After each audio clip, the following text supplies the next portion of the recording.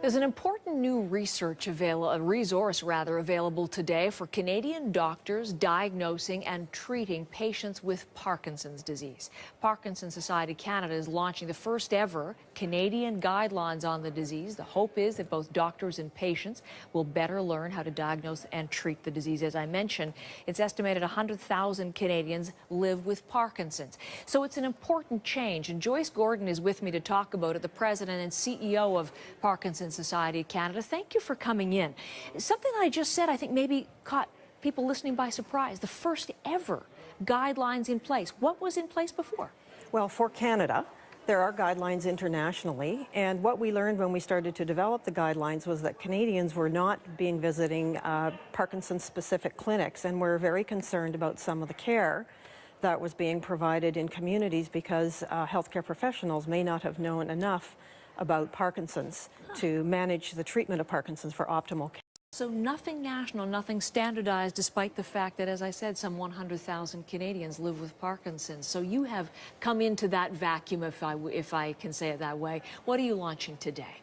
Today, we're launching the Canadian Guidelines for Parkinson's Disease, which is for healthcare professionals and for people living with Parkinson's and their care partners to have a better understanding of what they can expect when they visit a healthcare professional, but more importantly, for healthcare professionals to look at the possibility of early diagnosis, better treatment, better management of Parkinson's, and to be able to ensure that people have the best quality of life throughout the duration of the disease. Okay, and that's the aim of this overall. More than 80 different guidelines as part of this package. Obviously, we can't go through all of them, but what are some of the key points you'd like to highlight? Well, there are 4 areas. One is about communication, and that's the opportunity for people with Parkinson's and for healthcare professionals to have really good dialogue about self-management strategies, about how care partners can have an important role to play in their management of the disease, and also about the whole stages of Parkinson's and how you can talk with people with Parkinson's respectfully. It's also about diagnosis and progression. And we've developed a quick reference tool that healthcare professionals can look at to determine the clinical aspects and symptoms, also recognizing there are non-motor symptoms that are not as obvious as tremors, for example, or slowness of movement. There's also recommendations for treatment, and there's medications, there's surgery, there's opportunities for other modalities such as physiotherapy, occupational therapy to help people better live with Parkinson's day to day. And finally, looking at what we call non-motor features and symptoms that often people don't think about, such as depression, psychosis, sleep disorders, autoimmune system problems such as incontinence, constipation, that could be indicators of Parkinson's early. Okay, so those are the 4 areas that we're looking at in these 80-some new guidelines launched today. In terms of what's going to change as a result, let's break down impact into various constituencies, if you will, on doctors in the medical profession. What's going to be the positive impact for them here? Well, we hope it will increase their understanding of the breadth of Parkinson's. Parkinson's is a very complex disease. It takes place over an extended period of time and increased care requirements. So we'd like people to understand that progression and ensure people get the best care, and based on standards that have been evaluated internationally and supported by experts.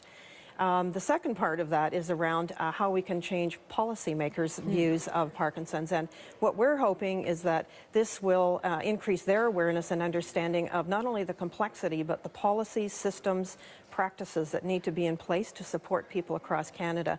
The biggest issue is there's not consistency of care.